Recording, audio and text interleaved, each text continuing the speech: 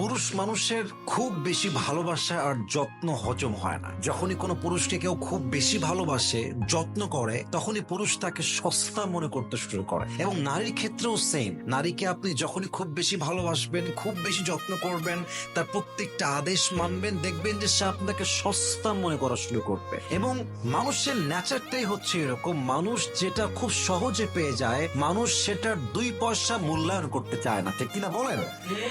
लेकिन सच बात यह है मेरे दोस्त, जब कोई आपसे मोहब्बत करता है, इसका मतलब ये नहीं है कि वो मजबूर है। इसका मतलब ये है कि वो आपको सच्चे दिल से मोहब्बत करता है। जब कोई आपकी केयर करता है ना, इसका मतलब ये नहीं है कि वो मजबूर है। इसका मतलब ये है कि वो आपके साथ पूरी जिंदगी गुजारना चाहता है। ব্যাপারটা হচ্ছে কেউ আপনাকে ভালোবাসলেই তাকে সস্তা ভাববেন না, কেউ আপনাকে যত্ন করলেই তাকে আপনি বাধ্য ভাববেন না। বরং যেই মানুষ ভালোবাসাকে সস্তা মনে করে, কারো যত্নকে অবহেলা করে, আসলে ভালোবাসা কিংবা যত্ন সস্তা নয়, বরং সেই মানুষটার ব্যক্তিত্ব এবং চিন্তা হচ্ছে সস্তা, ঠিক কিনা বলেন?